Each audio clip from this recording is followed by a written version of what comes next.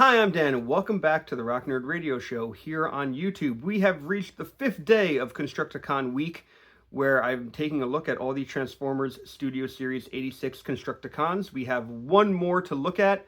We are going to take a look at Scavenger today. Now, there's a little bit of a story with this one, and especially how I got him, but we're going to talk about that. Of course, this will mean we've taken a look at all 6 Constructicons, so after that, there's only one more thing to talk about. But we'll get there. Let's take a look at Scavenger right now on the Rock Nerd Radio Show. Come geek out with us on the Rock Nerd Radio Show. So like I said, we have Scavenger. And yeah, Scavenger. A little bit better than Bone Crusher in the fact that he just has more deco on him. He's got more purple in his, window here up top. He has a fully movable crane arm, claw arm. He's got the purple treads with silver hits of paint on them. He actually has some deco. If you can't tell, I'm actually recording all this back to back to back. So I'm still kind of fired up from yesterday, what is now yesterday's Bone Crusher review. But Scavenger already looks a little better. However, much like Bone Crusher, I am mad because there are no wheels here. You can't roll this guy anywhere. He's just sitting flat on treads. Again, at the end of the day, he's turned into a piece of the arm for Devastator. Does it matter? Probably not. But in terms of the claw here for his, I don't know, whatever this is.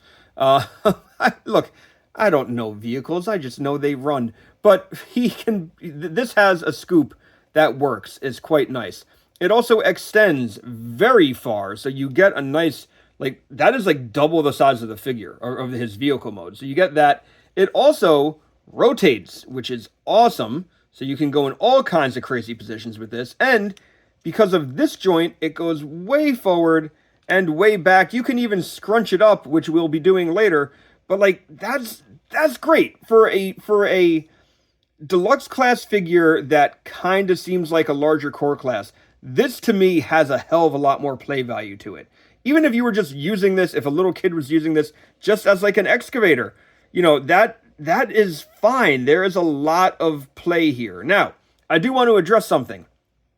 You can see right here, this joint fits in very well. Apparently, it is a somewhat wide-running issue that the joint doesn't always fit. And yes, I did just bring in a second one. I ended up getting 2 Scavengers because when I opened up this Scavenger, he was missing his weapon. And I looked everywhere in the box. I checked around my, where I opened it up. I didn't drop that, that bag with the weapons in it. And I immediately contacted Hasbro asking for just a weapon. They said they were going to send me, something of equal value. I was honestly surprised I got another Scavenger. But this little joint here has a very hard time fitting. You can kind of see how the whole arm is off alignment. This one's a little better. Not much, but apparently, yeah, this slot isn't big enough for this, for these pegs here, for this whole joint to fit. So some people are shaving it down. You might come across that problem.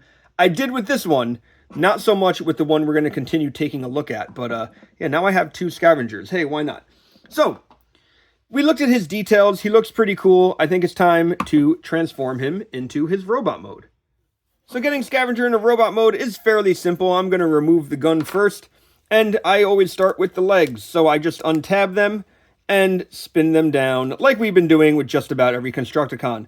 Much like Bone Crusher, his feet, or his toes, form from the tips of the treads here. And like I said with Bone Crusher, I'm not expecting moving treads, especially when these become legs with knee joints and stuff, but I would have liked a moving wheel or two. Maybe it would have broken up the design. I don't know, but he also has very strong knees, much like Bone Crusher, probably to help keep his all his bits together.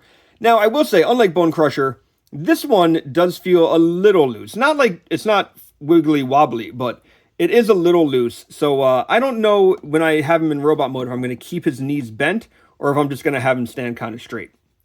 All right, the arms are interesting because there's a bit to them. So with the what will be the left arm, you're going to disconnect, bring this piece up, and then rotate this piece forward, bring this piece down, and then there's a little snap to keep the shoulders up, and then the hands come out. So the transformation on the arms is a little intricate, which I like. Now for this one, because of this piece, you're going to bring the whole thing forward. Oh, hang on. There we go. So you kind of got to like wiggle parts around like I just did. And then you're going to bring this piece back, and there's a little tab slot. Snaps right in there. It's a good solid fit. Then, like the other, you bring the arm up and snap it into place. And then flip the hand out. So I do like how the vehicle mode kind of fills out his chest.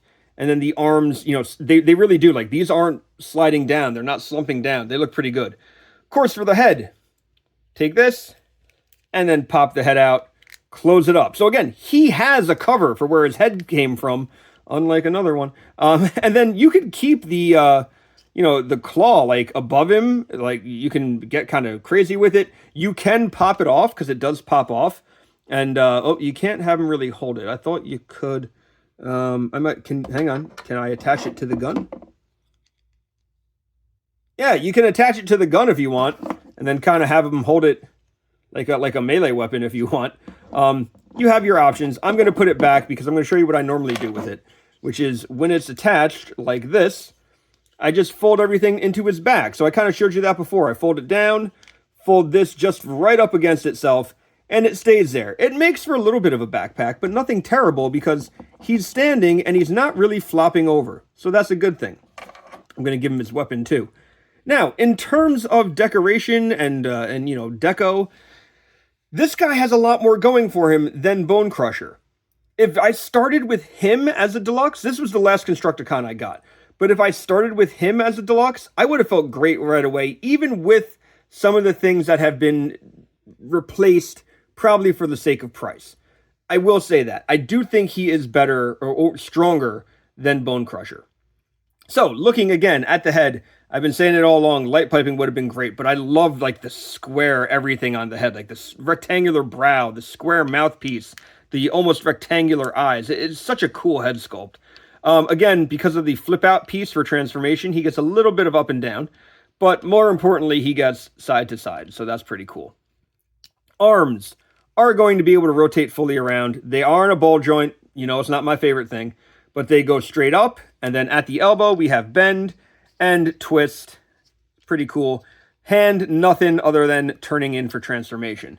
So, you know, I have my issues. I'm not going to sit here and say it's perfect, but I do think it functions better than Bone Crusher.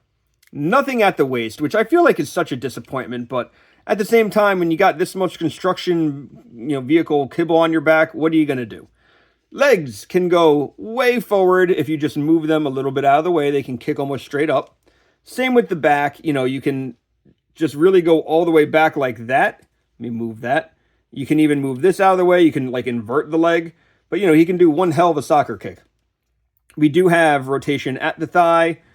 We have 90-degree knee bend. And like I said, these knees will click into place. Same as with Bone Crusher. Hell, they probably use the same piece, just cast it in a different color paint. You get some nice ankle tilt. And no real toe articulation unless you want to kind of put him in a running pose like I was doing before with Bone Crusher, you know, or he stepped on something and he's crushing it with his foot. I don't know. Do they have, can Constructicons articulate their toes and pick things up? Maybe. So there we go. He looks pretty cool. In terms of his weapon, there it is. It's just a blaster. Looks neat. I do like how this one has like a clip coming off the side, like an ammo clip. I think that's the most unique feature there. Now, initially, when I had my Constructicon with no weapon, I was telling myself, like, oh, you know what, this will be fine. But the truth of the matter is that I think I would have been a little annoyed if I didn't have the weapon. Even though they're probably just going to store on the Constructicons in, you know, combined mode, I know I would have been annoyed. That's like a weird tick that I have. I can't speak for anybody else, but I know I have it. So I don't have a whole lot left to say about him, so I guess it is time for some comparisons. So, here he is with, as I keep bringing him in, the Earthrise Optimus Prime. And I'm waiting for someone to be like, why does your Earthrise Prime have a weird arm? I gave him a Earthrise, or a War for Cybertron Siege Megatron's arm, because they did it in the comics, and I wanted to have it. Here he is with Megatron, who, much like I said with, I don't know, one of the others, Bone Crusher, is significantly taller. And here he is with his adorable G1 self. Now, one thing that I think is a gigantic improvement on this one over the G1 version, aside from the added articulation, the G1 version, his like steam shovel piece, you can't do a lot with it. Like, yeah, you can extend it and make it move, but like it doesn't, it just sits on his back, and like, yeah, you can bring it forward, but that looks kind of funny, depending on how far forward you bring it. So like, it's always just kind of been like a piece that I never really knew what to do with. I love that the new one folds up on his back. To me, it makes such a difference, and it really keeps him having a nice silhouette, which, again, I'm not really going to view him from his side too often, but it's there, and I get to be happy with it. So look, I resisted the urge to bring out the Dead Brawn Studio Series 86 figure and put him at old Scavenger's feet here. But look, I wanted to. I had that thought. Anyway, here he is. End of the day, I don't think he's the best Constructicon. He is definitely not the worst. Visually, I think he is striking. And even with some of those compromises made with his articulation and having ball socket joints and stuff, I still think he's pretty good. He does feel, like I said, like a oversized deluxe or a core class figure into a deluxe. Not quite as bad as Bone Crusher, but definitely not the best. So those are my thoughts on this Studio Series 86 Scavenger. Of course, now we have looked at all 6 Constructicons.